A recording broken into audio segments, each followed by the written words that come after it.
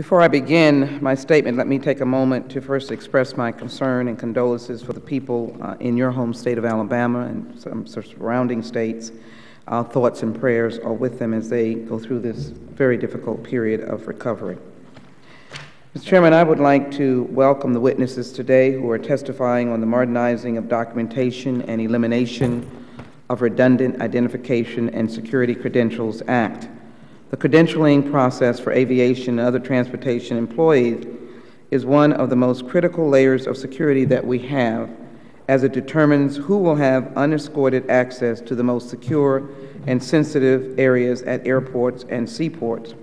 For a long time, I have worked on this issue, and I joined Congresswoman Lowy in the early years of this committee to discuss issues dealing with employee access to airports.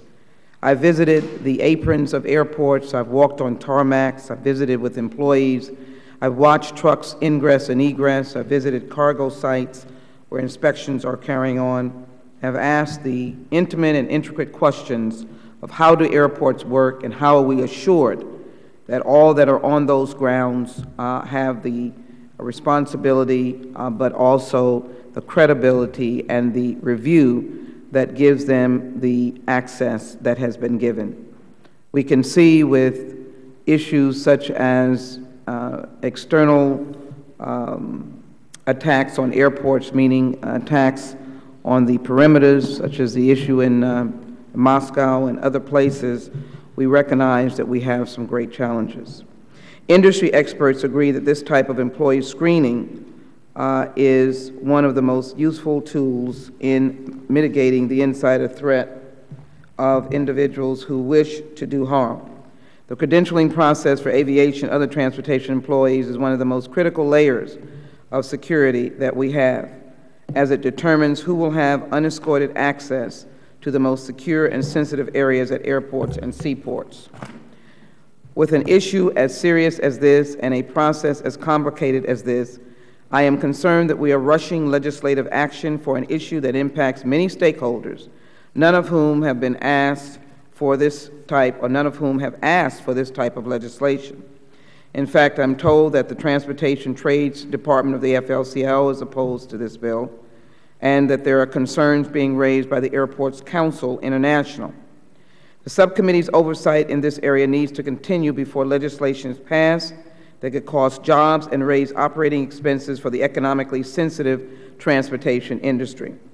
We have not had a hearing on the Transportation Worker Identification Credential Program, the troubled biometric card program in use in the maritime environment. Yet this bill would aim to consolidate and harmonize the security threat assessment processes of TWIC and CIDR credentials. The question would be whether or not there be increased number of employees that would be reviewing this. There are already enormous complaints about how slow the process is, whether or not, in fact, you're able to get a TWIC card, how long you have to wait. And now with a merger, even though the term is modernize, consolidate with what? Extra funding, more staff members, more trained individuals? Will there be a shortened time? What will be the benefit of modernizing with no staff and no resources? TWIC has well-documented challenges, and the bill we're discussing today does nothing to address them. Instead, it would seem that this legislation is potentially seeking to overhaul a system that is not broken, except for the fact that we need to improve its implementation. And in the process, we may place increased costs on the transportation sector when it's already struggling with record fuel prices.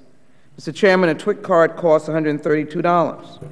Would consolidating and harmonizing mean an airport's CIDR credential, which currently costs $29, will go up by $100? How will adding new aviation-related disqualifying offenses impact the employment of truckers and port workers?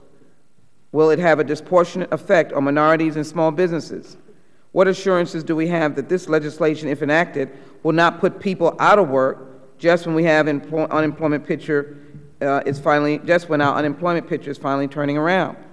And my understanding is that the aviation component will then intrude and impact the employment or the process for truckers and port workers using aviation standards. What does that mean? That the truckers and constituents of mine who have been able to rehabilitate their lives, secure a TWIC card, and work at places that are a little bit different from airports, are now going to be knocked out of work? I don't think any of us knows the answers to these questions, which is why I think we should first do no harm and not pass a bill that would actually make us in our transportation system less safe. I would like to continue working with you, Mr. Chairman, on this issue as we move forward in drafting a transportation security authorization bill, which I think is the appropriate vehicle for major revisions to existing policies and practices. This bill before us today goes way beyond eliminating redundant background checks and credentials for transportation workers, which was a key component of the Safe Truckers Act, which I support and which is contained in the second portion of this bill. That language has been vetted with industry and government officials and should be the focus of what we're discussing today. Accordingly, I would like to propose on the record that this subcommittee move the Safe Trucker Act alone. Finally, let me express my concerns with the fact that the final version of this bill was never formally transmitted to me and other members of this panel. Before moving on legislation that could dramatically impact the employment of millions of Americans, we have the responsibility to give thoughtful consideration to this legislation. The failure to distribute the final text severely limits our ability to fully vet this bill. I believe the American public wants us to focus on critical issues like mass transit security, passenger screening protocols for body scanners, and pat-downs and rising international security standards in light of the demise of Osama bin Laden and the collateral damage that may be resulting in terrorist acts, all of which I hope we address in an authorization bill for TSA. I look forward, Mr. Chairman, working with you, and I know that you have great concerns on the security of this nation. You have shown that, and therefore I hope that you will listen to my comments in the spirit that they have been given, and that is that we will continue to work together and fix problems that can be fixed, but be assured that issues that are detrimental are addressed as well. With that, Mr. Chairman, thank you, and I yield back.